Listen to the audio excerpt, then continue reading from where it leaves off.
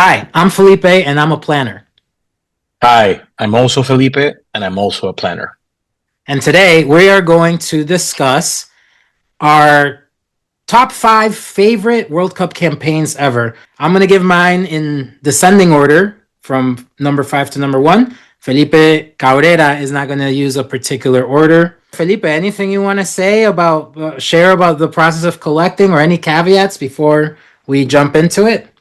No, excited for the opportunity, Felipe, to share this with you. I think we're in World Cup season already. Is it World Cup season? We're right about to I get would into say it World Cup is. season, so I think it's the right time for us, people who love advertising, and we've played soccer together, so we know a little bit about the sport. I think it's a great time for us to start carrying these, and the process of collecting them has been great. You'll start to see a very specific moment in time where I went back to the memories of commercials that were important to me. So excited to share. So I'll start then with my number 5 best World Cup ad of all time.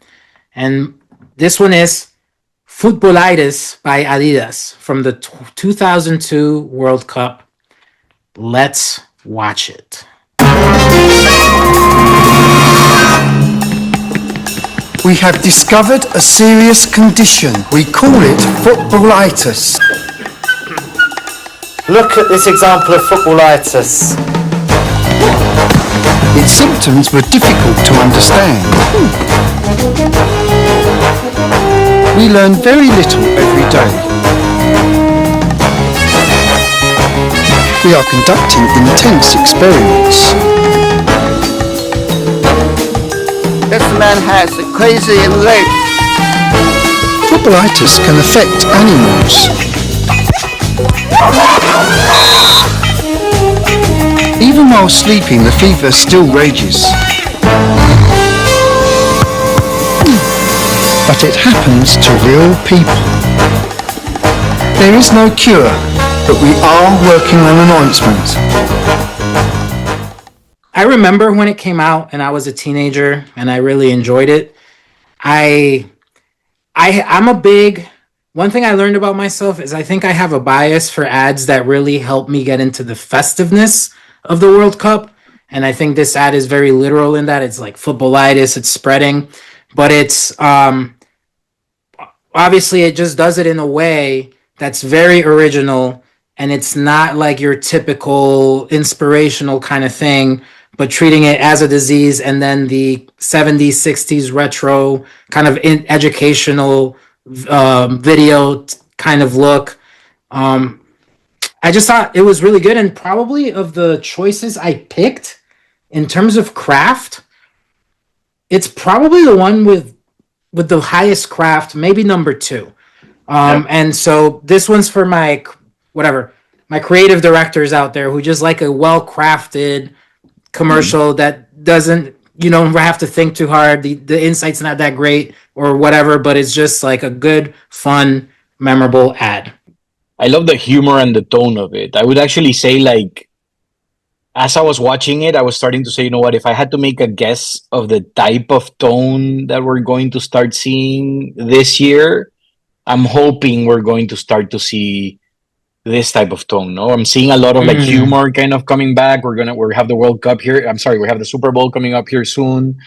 So I'm hoping that kind of leaning into humor and it kind of makes a little bit of a comeback. I think it's really when it's well done, and particularly when you kind of treat the sport as a condition. I think it's hilarious. I'm always going to be partial to a Pierluigi Collina appearance, right? The referee, the famous referee there. So I think you have like really well done cameos, well acted. The tone was amazing. To your point, like the look and feel felt like an old school documentary type thing.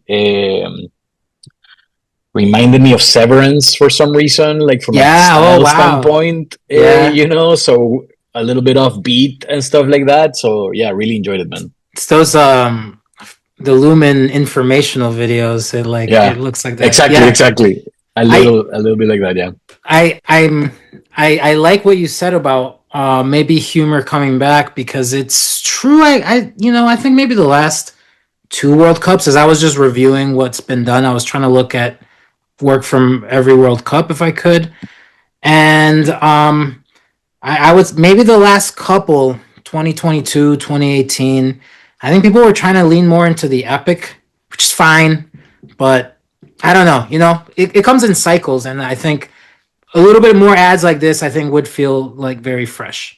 So I'll start as you said, Felipe Diaz Arango. Mine, I'm gonna follow a different framework and not follow a descending order style. It's just gonna be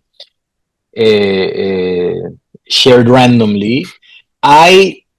Unfortunately, I went very deep into the Argentinian well. When I think of World Cup advertising, I think of Argentina. I mean, like Argentina World Cup advertising is like what John Lewis Christmas advertising was for a couple of years. Very So fair. I went really deep into the Argentinian well. And even though I talked about going back to a period of time that was interesting for me, the one I'm actually going to show right now is fairly recent. It's actually from the past World Cup. So this is called, this is from the Argentinian beer brand Quilmes. And the spot is called Coincidencias. Tipo una pizza, ¿eh? Empanada. No.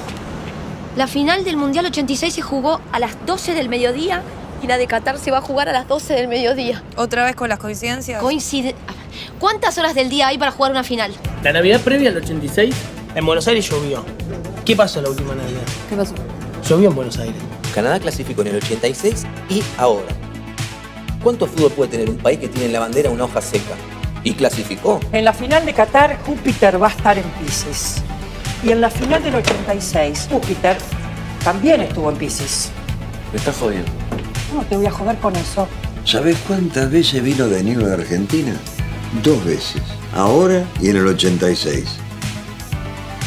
¿Me escuchás? En Estados Unidos, Chile, chilena. El 86 no fue año bisiesto, ¿no? Creo que no. ¿Y este tampoco? No. En el 86 asistí al parto de Franco Armani y le di su primera nalgada. Así que, Franquito, vamos a tener que repetir. Venga nomás. No duele nada, distendete, aflojá. ¿Sabes que mi viejo me dijo que en el 86 la calle Sucre se llamaba Castelli? Vení. Bien pegadito, ¿eh? Mira el 2000. Dame tu amor a mí. Con Charlie en el 86 sacamos esta colaboración. Ahora les toca a ustedes. Pedro. Dame tu amor a mí. Le estoy hablando a tu corazón. Sí, igual en el 86 teníamos el mejor del mundo. Sí, es verdad.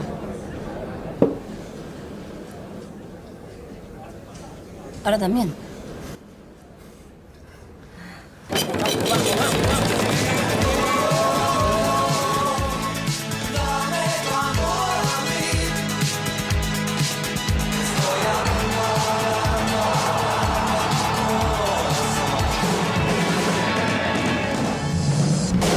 Vamos, carajo. A couple of things. I mean, I think there's much better Quilmes World Cup advertising. There's a couple of things that I like about this one, and it, first of all, I think it's fresh in my memory, and I think it was kind of prescient in how it talked about. I think it leans into this sense that fans have, that is very much around like these beliefs and these little things, the superstitions that we all believe in, not for players and people alike. I think it leans into it in a really beautiful way. It almost played out. I mean, it played out. Argentina wins the World Cup in '86. Mm-hmm. Argentina wins the World Cup in 2022. The final score in 2022 and the way the game played out almost plays out exactly the same as the final in 1986. So Argentina in 86 goes up 2-0 against Germany. Germany ties 2-2, and then Argentina wins 3-2. Argentina and France in 2022 Argentina goes up 2-0. France ties 2-2. Argentina goes up 3-2, and if it would have ended there, it would have been basically the exact same final. No, so and that about superstition kind of plays out. The other thing I love, and this is just a thing about Argentina advertising, is what we call the las bajadas, how they summarize an idea at the end, right? So for those who believe in superstition, for those who believe in coincidences, there's coincidences. For those who believe in the team, we have a team, right? So it's very much Argentinians are masters in kind of just taking an idea and kind of going crazy and then like bringing it down in a very succinct element, which I really enjoyed. So, and there's a couple of funny bits there that are funny. Then it kind of turns and goes into some spaces about modern advertising that is a little bit inevitable and gets a little bit cheesy, you know. But overall, I found it from the recent batch of World Cup advertising, I found this one to be worthy of being considered a good Argentinian World Cup ad. I agree, and I like that they went into the pop culture. Maybe they overdid it, but I think that adds to the sense of epicness. I did not know. I do have one Argentinian campaign here, but for the most part, I don't have any Quilmes ones, but I considered a few. In other countries you might see, or the more global campaigns, it's about the festiveness of everyone there. And in Argentina, they lean in making ads about the team, which is kind of cool, and it can be very emotional. So good stuff. Yeah, very much. I mean, they can do it, right? I think they have, and it's very much like their connection to that team and the way they kind of it's kind of very Argentinian, no? So, but I completely agree. I think it might not come through in many other countries, right? For us in Peru, like we don't make a lot of World Cups, so it's hard, and the team normally lets us down. So it's more around normally when we talk about, like, for example, when the last time we were in the World Cup 2018, everything more was around the supporter, right? About the 36 years of supporting there, and it's more about the story of suffering from the fans more than the prowess of the team or the communion between the fans and the team. But like Quilmes is very Argentinian, and thinking it's a center of the footballing universe is very Argentinian as well. So it makes sense. All right, next. This is my number 4, in my opinion, greatest or favorite ad of all time. I'm not going to lie, this one is not as much of a favorite. I just felt like I had to include it because it is overwhelmingly number 1 in most lists I saw. Yeah. And it is a really good ad. Yep. It's from 1998, Nike's The Airport. Por causa das condições do tempo, o voo 409 para Paris está atrasado.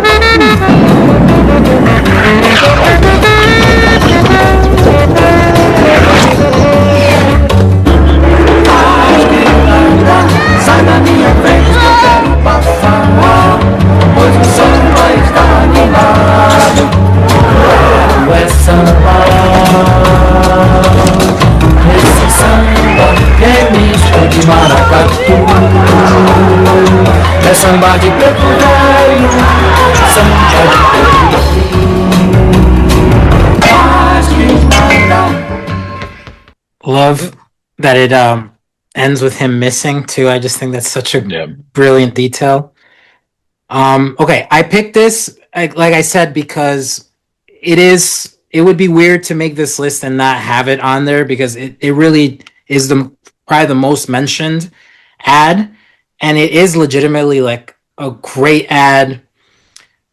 Rewatching it, I also just really love the use of music, and I think this was made in '98, and it's hard sometimes to imagine that getting made now, where people would be like, "Well, is all the Brazilianness really relevant for everybody?" And it's like, yes, it is. This ad is incredible.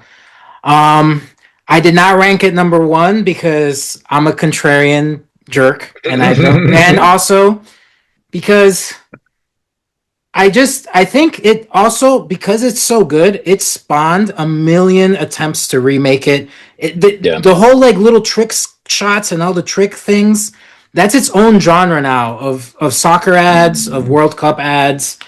So I kind of want to have this inclusion also serve as a public appeal and just to just advertise, like, just stop making the trick shot stuff, man. Like it's over. You're never going to top that. Yeah. And that's okay. The other thing I will say is that this ad, I think the reason people rank it so highly is because it really marks like a moment in which the craft and the level of World Cup ads kind of really took a jump up. Probably after USA 94, they noticed that it was something that could garner interest. So this was really like also just the first really well-made ad, I think, associated with the World Cup. Yeah, I completely agree. This was on my list as well. So okay, great. I had it on my list as well. For completely agree with all the reasons that you mentioned. No, I think this ad is iconic. Production values, the use of music it's beautiful. It's well orchestrated and crafted. It's inspired, to your point, a million other.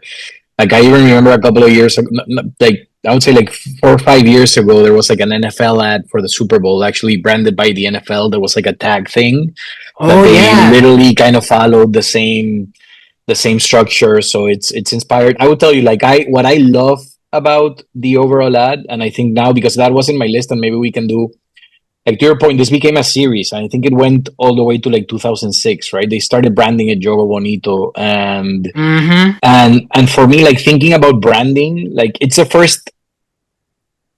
first time there's been a lot of either teams or countries that have understood their positioning in terms of, or their style of play, right? How they play, and it's been like again, from the Netherlands in the 70s, Barcelona after this, right, with La Masia and their tiki-taka and stuff like that. But like Brazil, this style, like it's the first time I thought like they literally translated the way they played into like a brand overall personality and brand style, right? Those Brazil t-shirts, the only non-Peru piece of merchandising that I've ever bought from another national country has been those Brazil blue t-shirts, those training t-shirts, right? I bought a lot of club jerseys, but I've only bought Peru club country jerseys. The only other was that, because it became a style. It was more of a like, this is how. Yes. I'm not supporting Brazil. I'm supporting this style of play.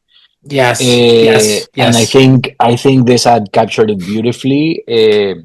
Maybe if you want now, we can watch there's a couple of unfortunate decisions that were made when you, like, because I also looked at the 2006 version, which is a continuation of this. Maybe we can take a look at that now to see how it evolved. Sure. Was that part of your list? For the good and the bad. No, so I thought like 98 was in my list. The 2006 one wasn't in my list, but now, like, again, let's watch it. Do you have it? Let me, I think I can get it.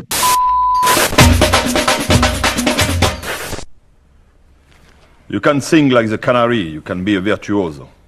But believe me, you can make only beautiful music if you know how to play in an orchestra.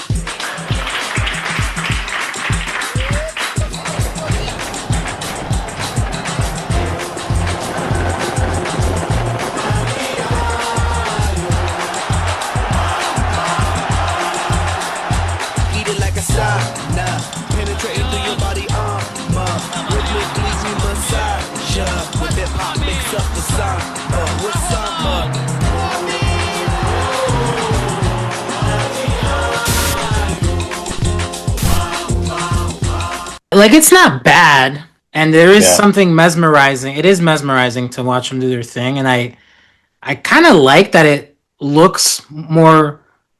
You know how they say like haters gonna say it's edited. Like this looks more real in that like it's cool they're doing these tricks, but you know you just it's hard you have to remake kind of a roughly the same idea, and then how do you make it feel different? You just kind of add weird shit into it. I think that's it, Felipe. No, it feels like they started adding like the DNA of the original spot was there kind of in the middle, and then they started adding things. Like I might be completely talking out of turn, but like when was YouTube invented? Like it feels like 2005-ish. So I think this is like it goes into like the 2-minute 45 seconds. So it's probably like the advertising world is starting to shift into like more content creation, longer version type thing. The way it's edited feels a little bit different.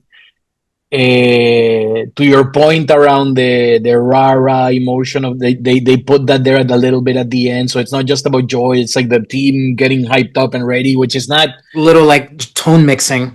Exactly, a little bit of tone mixing, which is not part of the like. At the same time, it also starts to coincide with a period where Brazilian football starts to stray away from Joga Bonito, right? And it starts going. So I think to your point, it's like sequels sometimes feel like a little bit overstuffed and like a combination of different things, and this one starts to feel that way, even though there's a couple of different moments that feel great. And then I think the most unfortunate element is the appearance of the Black Eyed Peas, you know, but yeah. So this one you might say I cheated because it's for a women's World Cup, not a men's World Cup. But we just said World Cup. We didn't specify. Yeah. So it's from 2023, and it's a telecom firm called Orange, and it's called La Compile des Bleues, or the Blues Highlights.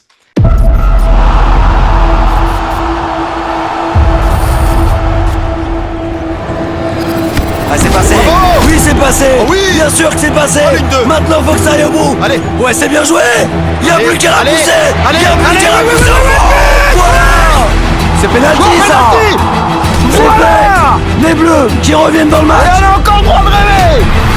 Avec le pied droit. Quel toucher de balle extraordinaire. Là, il y a un bon ballon de contre à jouer. Bien fait le centre en Ah oui, bravo. Il va direct. Il est direct. Le centre en trait. Oh, le geste d'ailleurs. Ah, la tête piquée. Superbe. Elle est belle cette équipe. Ouais, c'est ça. Le football qu'on aime. C'est ça. Les Bleus qu'on aime.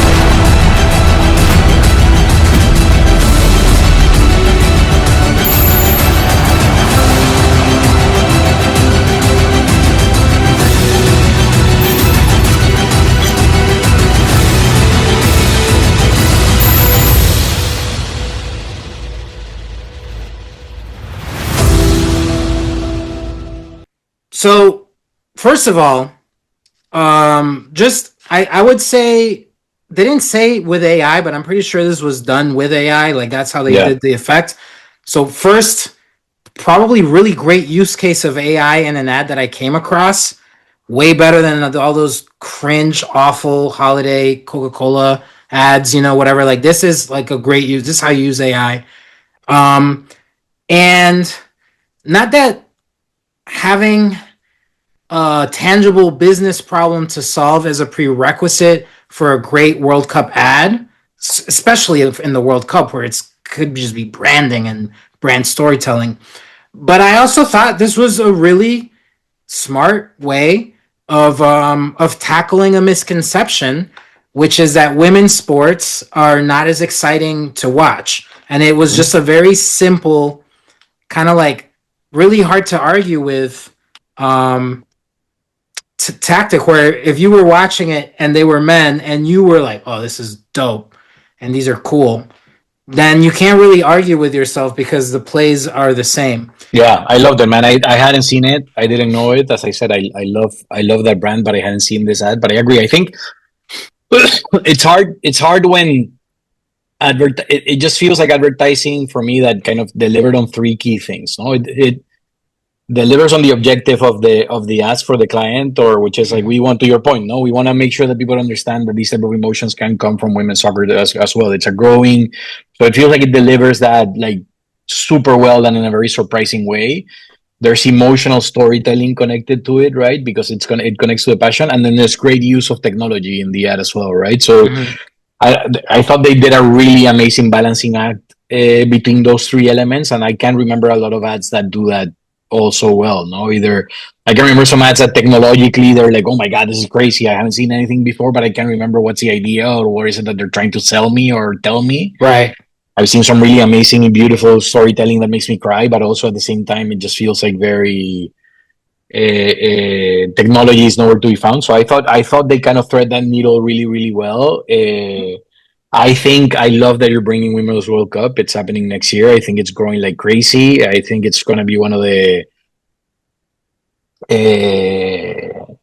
those really amazing, as we think about sports properties into the future, that we think brands are really going to go crazy for. It's going to be women's soccer. So yeah, that was surprising to me. I had never seen it and loved it and enjoyed it. You trashed Coca-Cola, so let's take a look at a Coca-Cola. I almost included a Coca-Cola ad, but honestly, it wasn't good enough. Let's take a look at the Coca-Cola ad. This one, honestly, I'll tell you, it's called Coca-Cola Rivalries. Let's watch it and I'll tell you why I liked it after watching it. Está todo dispuesto para hacerse el tiro libre. Atención que hay un agujero, está libre el palo derecho, si pasa es gol. A ver si puede Argentina. Dará la orden del juez, se prepara, toda carrera, tiró abajo, pega en el palo, rebota, gol.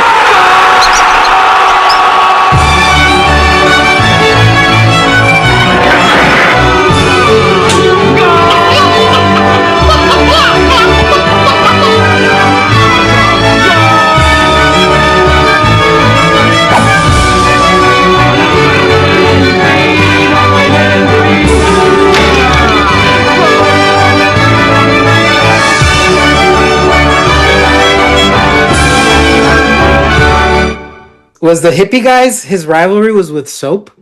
It was soap. Okay. Yeah. That's funny. So some nice stereotypes. Some nice stereotypes there too. Love it. Yeah,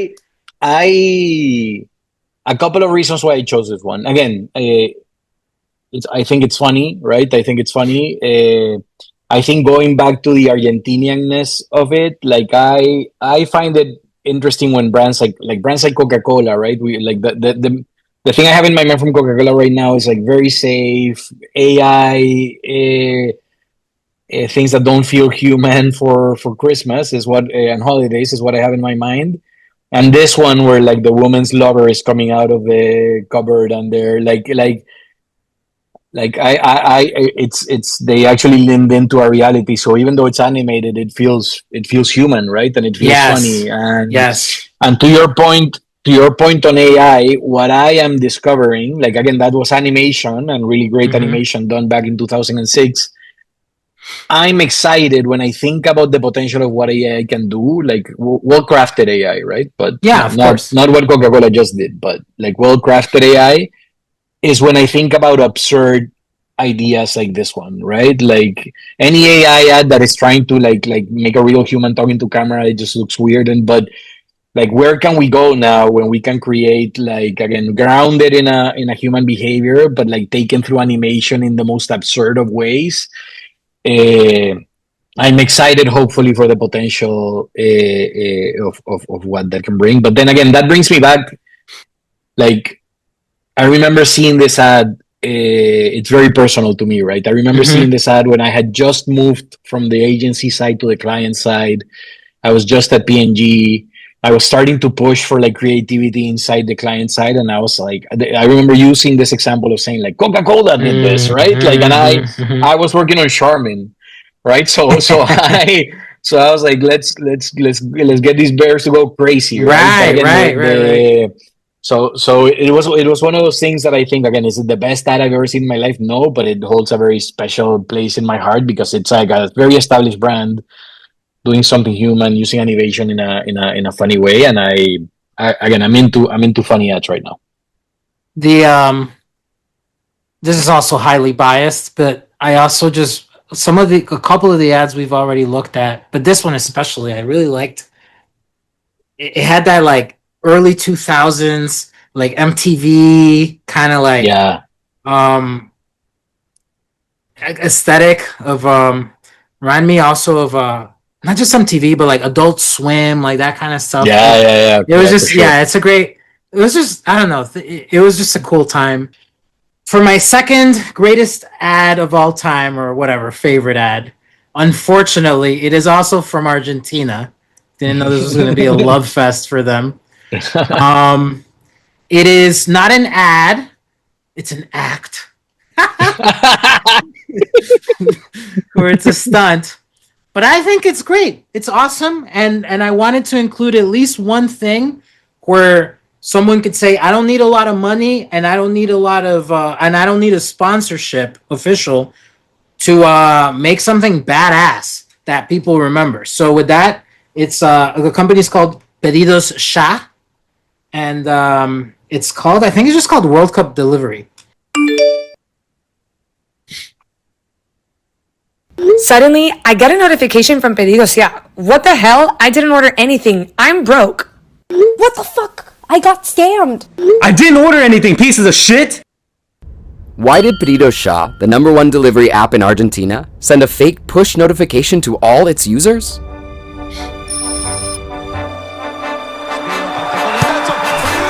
Argentinians waited for the cup for 36 years. And finally, the national team delivered. The country was complete madness. But something was missing. The World Cup trophy. People are waiting for the trophy. ¿Dónde está el avión, chicos?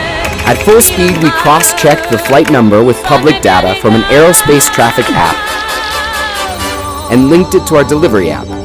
So right as the airplane wheels lifted off Qatar's soil, 6 million Pedidos Sha users took the bait. To everyone's surprise, the classic delivery map, instead of a cheeseburger, showed the World Cup's journey home, so every Argentinian could follow it in real time. When I opened it, he moved me to tears, Pedidos Sha.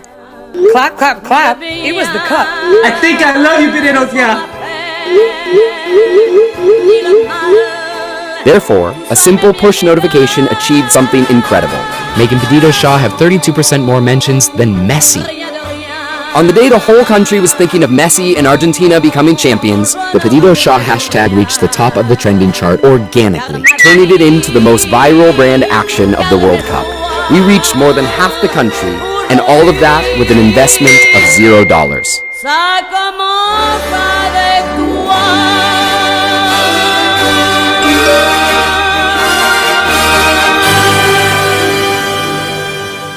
Very little investment. It's a kind of a scrappy idea. I don't know if they maybe planned ahead of time in case they were like, hey, if they win, let's do this, or if they came up with it right in the moment. But either way, it's either a brilliant, spontaneous thought that they took action on, or a really nice kind of like really good kind of contingency plan they had. And I'm always a big fan of let's say advertising efforts that use your own resources, right? Your own channels. I think sometimes people tend to overlook how much you can do with just the stuff you already own. So, yeah. Like when we talk about contextual or real-time kind of communication and using your own properties, no, I think it's smart when you can connect to a cultural moment and actually contribute in a way that is interesting for people, and then at the same time kind of tells you a story about the brand, right? It's something that is not, that feels natural for this client. Now we've been waiting for this cup forever, and we are the ones who bring you stuff quicker, so you don't have to wait, right? So it's connected to what the brand story means, and done in a very in the moment that captures that attention. I think a lot of brands try to do this. Not a lot of them are very successful in really kind of doing it in a way that that makes a lot of sense. And then I think also, like, from a storytelling standpoint, the magic of building a case study for Khan. I mean, like, people in advertising, we know we have what we have to go through, no? But I appreciated the real time people talking on Twitter, the recording those folks actually, clap, and stuff like that. I think, again, I'm really kind of mesmerized by those little details that we bring into storytelling. Again, that was a case study, but little small things like that was. Someone thought of that. Yeah, and right? The music was great too. They could have the music exactly. The music was amazing. Music drives me nuts, and this one they used a good one. Exactly. I think the more we get into a world where we start seeing all this crap and all this AI slop coming across, and there might be some things that are okay. I think little small details like that are gonna stand out. Are gonna be more important when you see, like, oh, someone took the time to kind of craft that and think about that and do it in a way that's different. So I appreciate that. That was great, man. And I also forgot to say, I'm a sucker for brands that like troll their customers a little bit, or like allow themselves for people to be mad for, I don't know how long people were mad how much time elapsed before people got the joke. That's also that's part of what drives attention, but it's quote unquote a brave thing to do. So I like it. I appreciate that about it too. I also just really like, this is like very nerdy, I guess, but I also really appreciate they use not only their own resources, but a good use of publicly available APIs, like the whole flight tracker thing. It's just I mean, for people who are into data, which I'm not really, but like this is like a data nerd's ideal campaign too. All right. Really cool.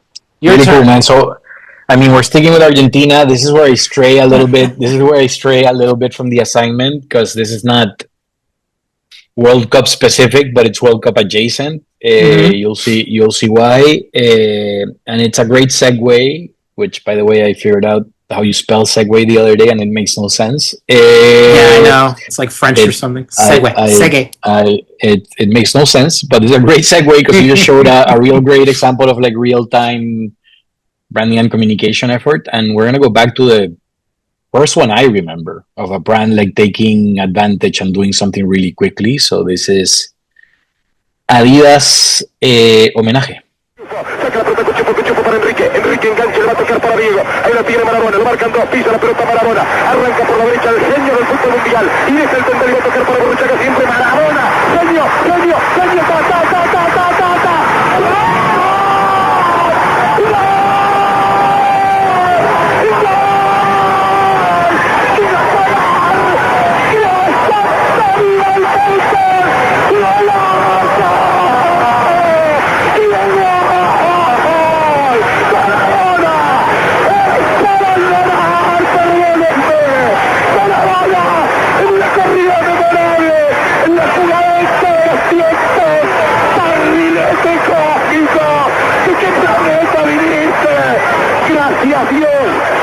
Let me give you a little bit of background on why I love this thing. This thing came out probably, I want to say, like, I may be speaking out of turn because I haven't gone through a case study, but this ad came out either 24 or 48 hours after Messi scored that goal. Okay? Oh, wow. So here's what happens. For historical context, the widely regarded best goal in football in World Cup history was scored by Diego Armando Maradona in 1986. 20 or so years later, Lionel Messi, in a random either La Liga or Copa del Rey match, scores a goal that is almost identical in terms of, like, literally starts from the same part of the field. They do the same type of dribbles. So Adidas, what they did as when Messi scored that goal, like Twitter, people started to go crazy saying like, "Oh my God, that's exactly the same goal. That's exactly the same goal." So Adidas, 24 hours or 48 hours after the goal, actually edits the el relato of the Maradona goal and puts it on top of the puts it on top of the Messi goal, and it goes crazy, right? So it's the first example of like real time advertising that I remember. Like I remember seeing it on Instagram. I may be speaking completely out of turn, but I think I saw it like either on Twitter or Instagram like 24 hours later, right? So they took the conversation and they turned it into like an interesting piece of communication. So, and it's World Cup adjacent because it's inspired by a World Cup event. I'll allow it. I'll allow it. It's inspired by a World Cup event. But again, I also just think a brilliant example of just taking two things, putting them together, and putting it out into the world quickly while it mattered and it made sense. And again, it goes back to the first spot. But there's just something around Argentinian football where like coincidences and things happen like that, and kind of history rhymes with them. And Adidas, impossible is nothing. It just fits so perfectly, right? The two of the best goals ever scored in the history of the world are happening by like left-footed Argentinian players, and they look the same. It's crazy. So yeah, it is uncanny that they're both short little guys too. And no, I've never seen that. So thank you, because I love it. I also shout out to not putting any voiceover or copy, just letting the thing, you took a piece of culture and you laid it upon another piece of culture, and it acquired new meaning, and you just let that breathe. That was sick. That was a great ad. And go ahead. I think what you just said, Felipe, is so important, because I think we just letting it breathe and not over explain it. Like I was seeing the other day like the Matt Damon and Ben Affleck interview when they were on Rogan, and they were talking about like creativity and stuff like that. And Matt Damon talked a little bit about like how movies for Netflix now, like they have to explain what's happening like 3 or 4 times because people are not paying attention. So true. So and we have the tendency sometimes to over explain. And to your point, like I can see the conversations behind the scenes being like, oh, but start with in Argentina hay dos genios, no? Or try to explain what you just saw, but it's like, no, people understand. Like people were talking about it. So to your point, they just overlaid it, let it breathe, and they contributed to the culture, saying like they did this mashup and let people talk about it instead of them having to over explain it. I think that's super important. And I like you pointing out like one of the first times of actual real time reaction to making an ad.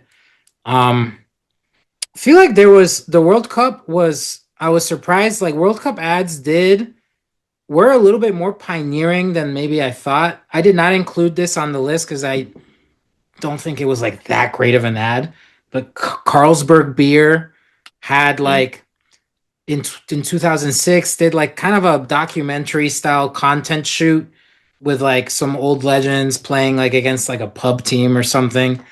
But that campaign was kind of famous because it was like, well, we have all this extra content that didn't make the ad. We're going to put it on a website and people can see the behind the scenes and people could see the full game. And like the claim on the Wikipedia page is that it was one of the first campaigns to like really kind of like see that you could have way more content than just your ad and repurposing it.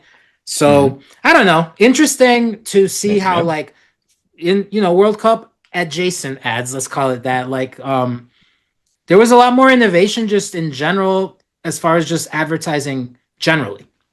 Okay. That's cool. Yeah. We've made it to my number one. And before I reveal it, I want to give a shout out, honorable mention to Mala Suerte by Allstate. I could not honestly.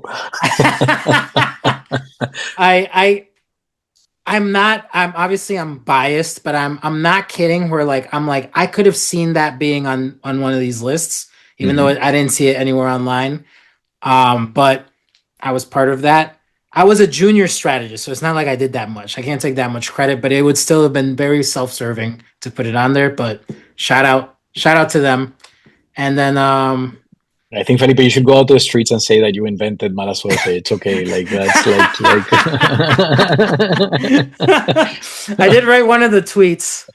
Carlos Bretel let me write one of the tweets. It's like the finest achievement I've ever achieved in my career. My number one ended up being, let's call it a little bit of a basic choice, but I just couldn't deny. I'm not gonna sit here and then lie to you just to be contrarian that this ad isn't incredible and that it didn't impact me. I'm talking about Nike's Write the Future. And we've been talking, aside from Coca-Cola, we've been talking a lot about Nike today. And I think Nike has a very just interesting history in terms of World Cup advertising. So let's watch this.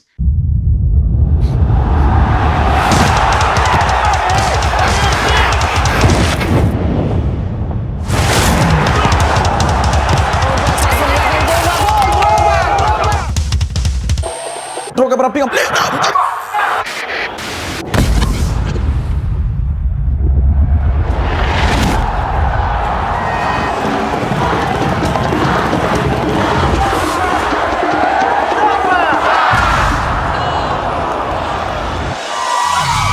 C'è il carnavalo, c'è il capitano, c'è il carnavalo.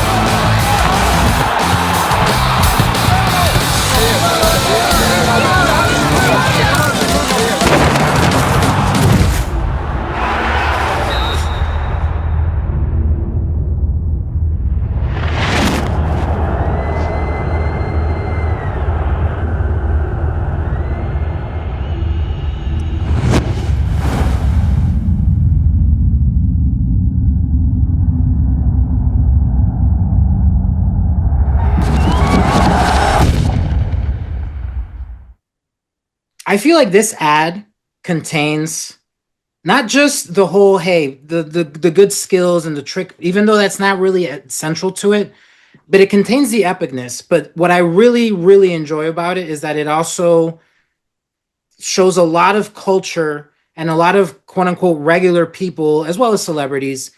And you really do get this sense of what draws people to the World Cup, which is this global party, right? And it's not just about the games, but all the culture that happens around the games. And I think it just captures that in a really organic way, very little dialogue. I also always like an ad that takes known celebrities and has them play roles that are like the villain roles, like the American players, right? And good on them for kind of being open to playing that role. Nike's always been very good at that. I think they don't just stick the celebrities there to make them look good, but they actually have them play characters, which I've always liked.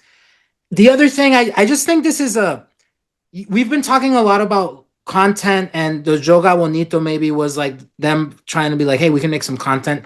This was the first ad I remember that people treated it like content. It was internet. I don't know. I'm assuming some versions played on TV, but it's 3.5 minutes long. It's a short film.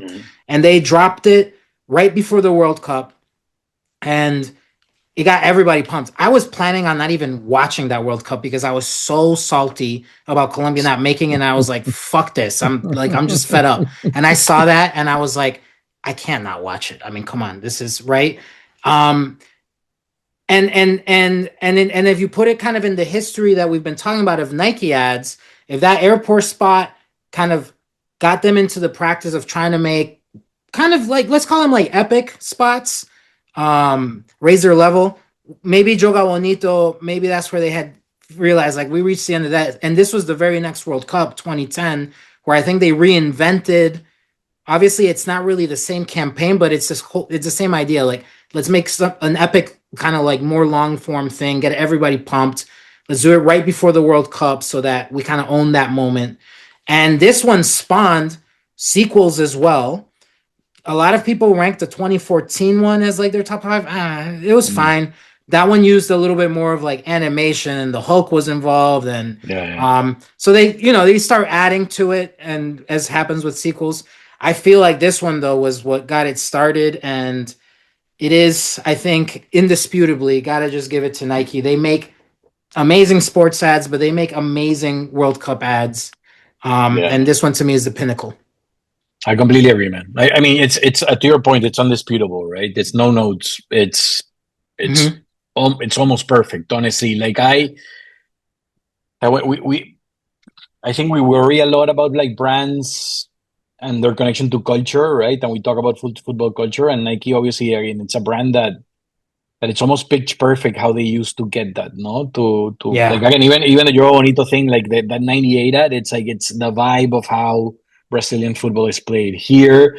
It's a vibe of how the grandness of the culture around the World Cup. No, I was laughing at the little projection of Wayne Rooney and all the little babies being named Wayne, because I know a lot of Ikers post 2012 World Cup, right? When was South Africa? 2012? 2010. So I know a lot of Ikers, right? So getting that those little notes about the culture around it so right.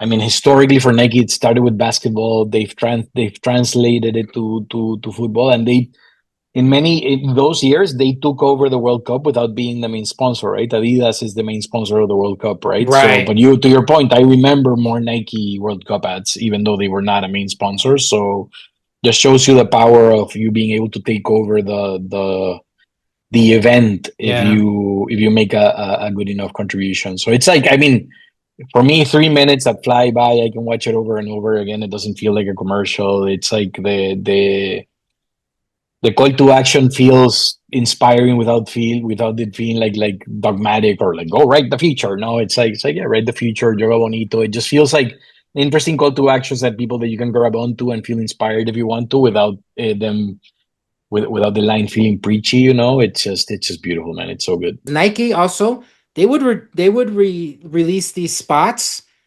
maybe a week or two before the World Cup, and then they wouldn't really do much after, as far as I could tell, right? But they owned like that moment that everybody's looking forward to it. The World Cup hasn't even begun yet, but they have a moment where it's all about Nike. And I'm telling you, in 2014, I think people were already knowing to expect that Nike was going to do something. So literally, alongside with doing the Panini album, part of the routine of getting ready for the World Cup was like, man, we got to watch that Nike spot so we can get pumped. So that's just like, you become a part of people's routine for the event. That's also what makes it such next level. Yeah. Amazing, dude. Amazing. Okay. So let's wrap this up by me not following the assignment. Let's do it. I think it's important for us, people in advertising and creativity in the creative world, to not also always follow the assignment. But it's just, the more I came back to this, the more this thing kind of popped into my mind, and I was like, I want to share it. I want to share it. I want to share it. So this is not an ad. And it's not an act. It's a trailer for a documentary. All right, let's go. Okay, Yeah. it's not branded, but it's called The Other Final.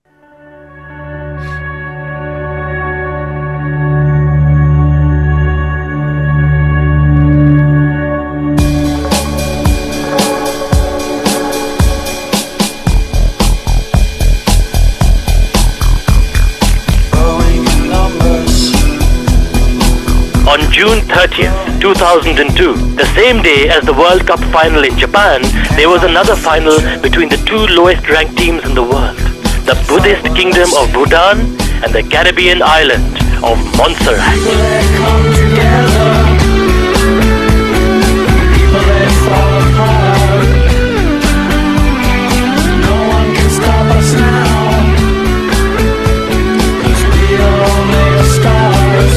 This was captured in a documentary that brings to life the story of this game through the experiences of the teams, organizers, and the people of Bhutan and Montserrat.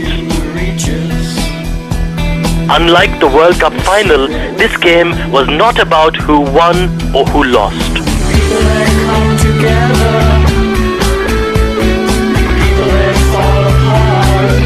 I think there are two dimensions to the world of sports. One is the opportunity that it gives to individuals, to countries, to communities for social or cultural interaction. And that, I think, is the more important contribution that sports can make to society, through which it can promote peace and harmony, understanding among peoples.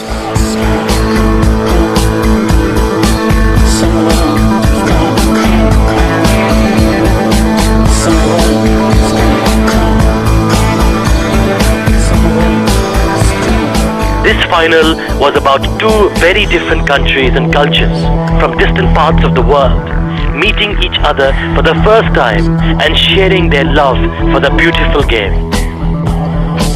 We are draw. 2-1.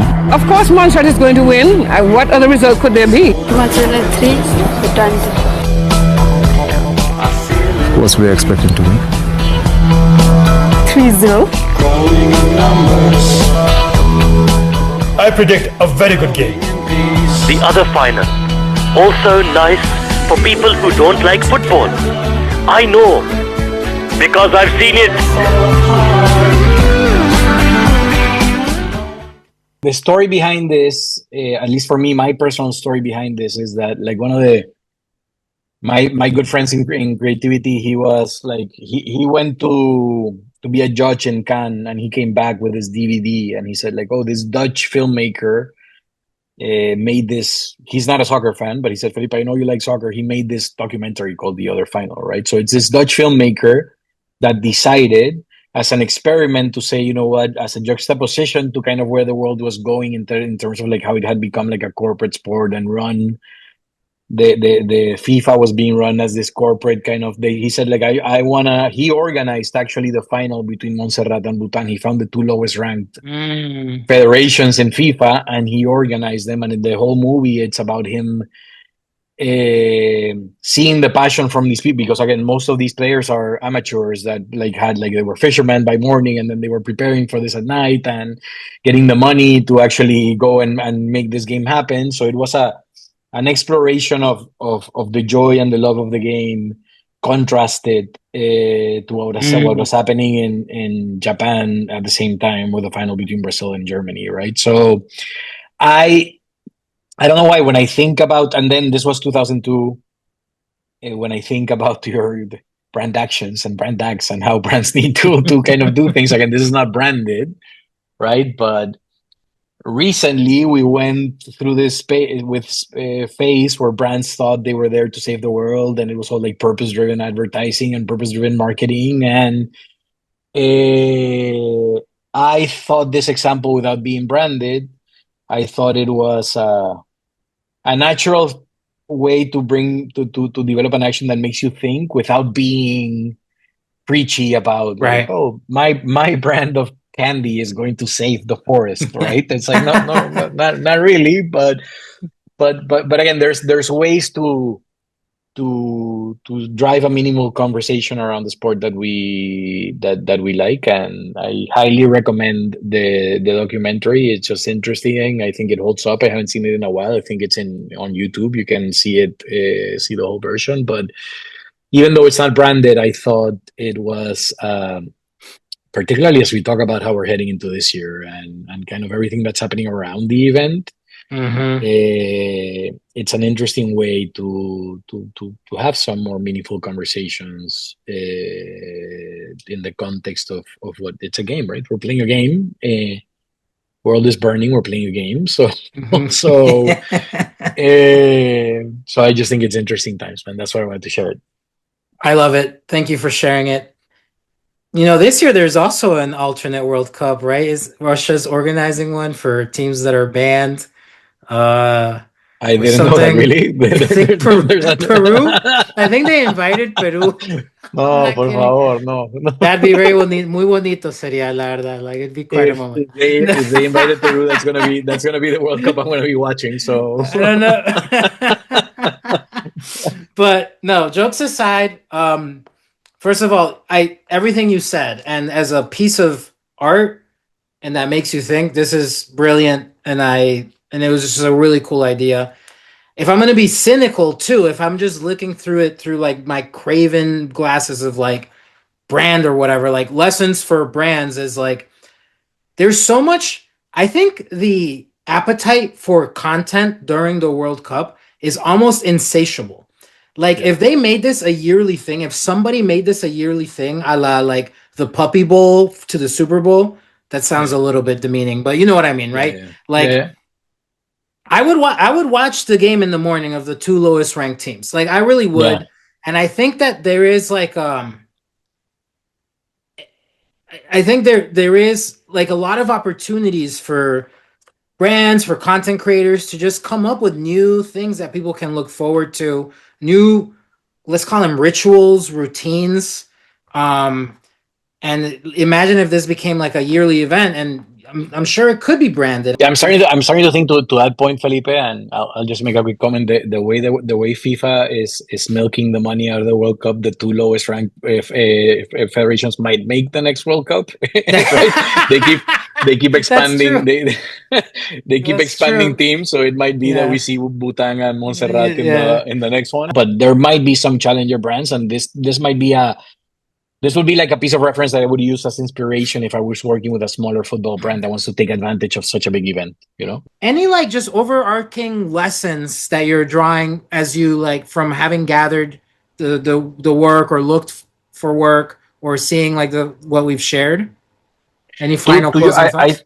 I think more than having like a list of takeaways, I think the more we get into like these events are becoming like the thing, right? Like in terms of advertising, like live sports are becoming like the thing where you feature your best work, right? It's and you mentioned it. I think I was surprised by the level of innovation, of first things being tried during this event,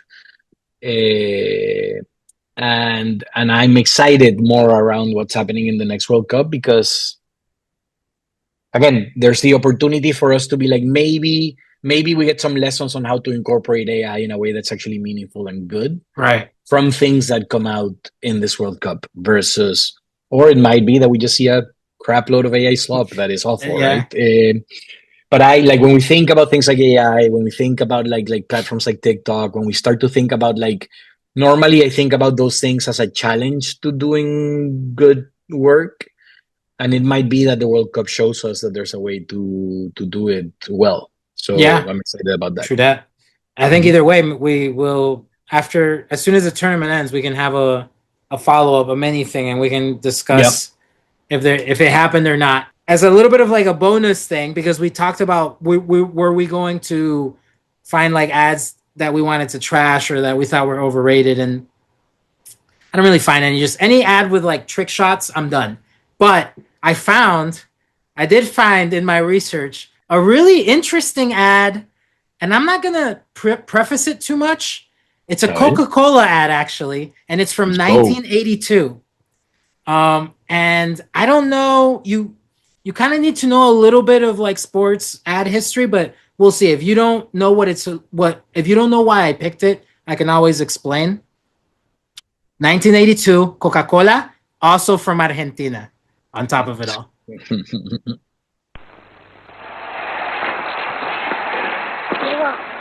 Diego, ¿qué? ¿Te puedo ayudar? No. Yo te quiero decir una cosa.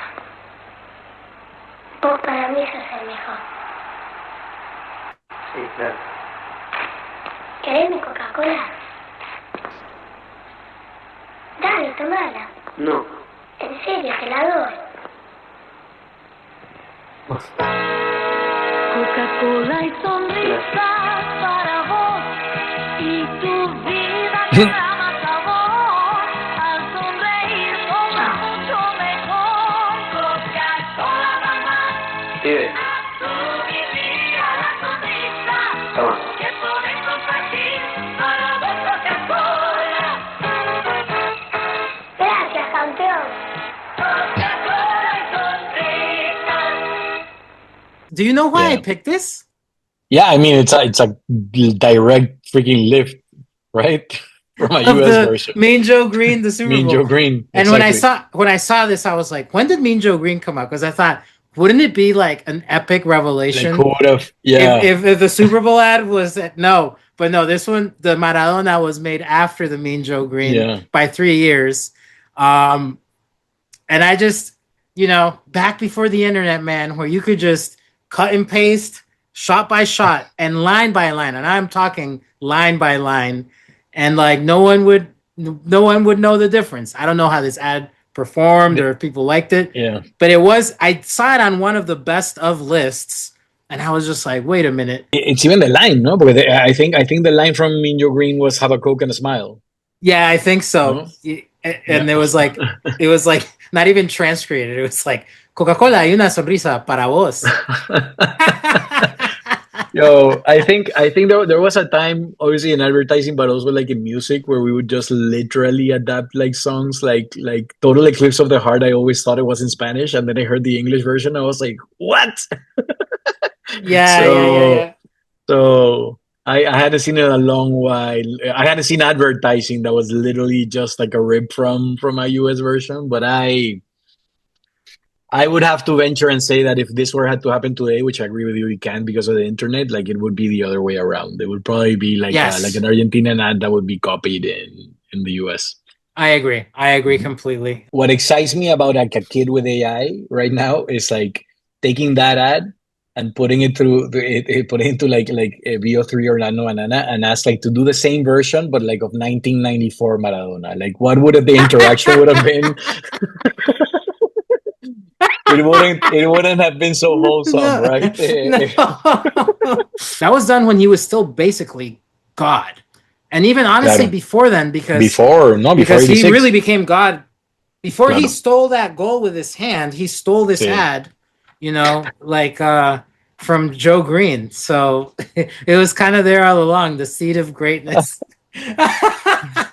No, honestly, I doubt that he would even know. It was just some Coca-Cola exec who didn't want to pay for like the original script and just said remake this one with him. Thank you for this. And I don't know when this is for anybody watching the long form of this. I'm going to shamelessly plug that I have a self-guided video course about making World Cup campaigns. I'll link to it. Felipe, anything you want to shamelessly plug? I'm not plugging anything, man. Just buy Felipe's course. All right. And with that, we will see everybody in the next episode of Felipe versus Felipe.